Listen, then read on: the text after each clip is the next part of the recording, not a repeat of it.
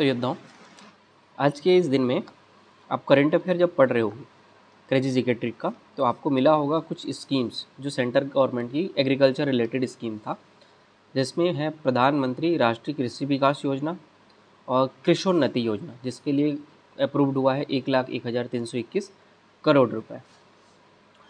ये हमारे paper number 5 Indian economy के सेक्शन में कवर होगा। तो ये स्कीम को आप थोड़ा लिखोगे, नोट डाउन करोगे और अपनी कॉपी में इसके बारे में जो भी चीज़ें हैं, क्या है इसके उद्देश्य, क्या है प्रोविज़न्स, क्या हैं, ये सारी चीज़ें अपनी कॉपी में लिखेंगे, ताकि बाद में हमको ये इस स्कीम को अलग से पढ़ने की ज़रूरत ना पड़े। ये करने के बाद आप कल के लेक्चर में देखे होंगे मॉनेटरी पॉलिसी कमेटी के बारे में बताया था। मैं मॉनेटरी पॉलिसी कमेटी के बारे में पहले भी बहुत कुछ बता चुका हूँ कि मॉनेटरी पॉलिसी कमेटी मौद्रिक नीति समिति 6 मेंबर की समिति होती है, जिसमें 3 मेंबर आरबीआई के और 3 मेंबर गवर्नमेंट ऑफ इंडिया के वित्त विभाग द्वारा नॉमिनेट किए जाते हैं। इसको चेयर करते हैं आरबीआई गवर्नर, जो कि 6 मेंबर है।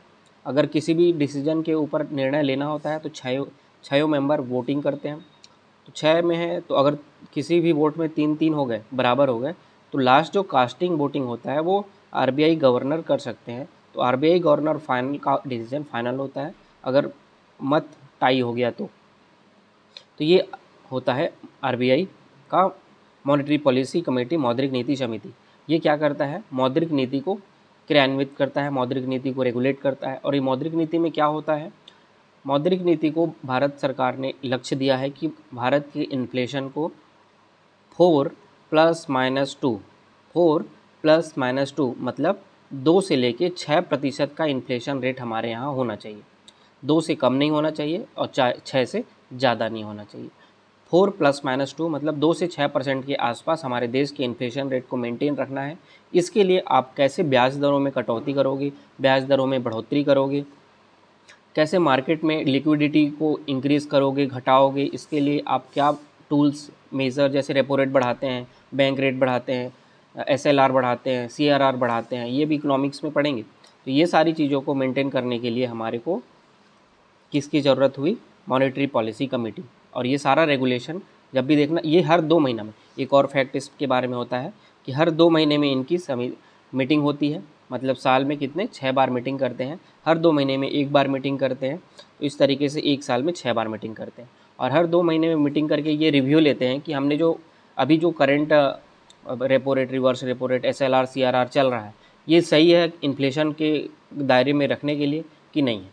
अगर नहीं है तो जो भी रिक्वायर्ड रिफॉर्म लाने की ज़रूरत है वो चीज़ें हम लोग इसमें रिफॉर्म लेके आते हैं। अगर नहीं है तो एज इट इज़ उस लिक्विड रेशियो को मेंटेन रखते हैं। तो ये होता है मॉनेटरी पॉलिसी कमेटी में। इसके मेंबर की नियुक्ति की गई है, अभी करंट अफेयर में आया है। तो इनके मेंबर के कार्यकाल के बारे में बताया गया कि 4 ईयर का इनका कार्यकाल होता है। तो ये सारे प्रीलिम्स फैक्ट्स थे, आपको अच्छे से पता होना चाहिए। इसके बाद आप देखोगे कि 2 आइलैंड के बारे में, इंडियन ओशियन में 2 आइलैंड के बारे में भी बताया गया है, चागोस आइलैंड और Diego Garcia. Chagos island Europe United kingdom England के कंट्रोल में था, जो कि हमारे भारत के दक्षिण में और मॉरिशस के ऊपर में था। तो ये मॉरिशस को वापस लौटा दिया है इंग्लैंड ने। तो अब ये चागोस द्वीप का कंट्रोल हो गया मॉरिशस कंट्री के पास। और मॉरिशस हमारा इंडिया का फ्रेंडली कंट्री है। तो मॉरिशस के पास अगर ये चागोस द्वीप है, इसका मतलब ये है कि इसका एक अच्छा खासा कंट्रोल हमारे इंडिया के पास भी है। उसी तरीके से एक डिएगो गार्सिया का एक आइलैंड है, हमारे इंडियन ओशियन में ही है, भारत के थोड़े से दक्षिण में है।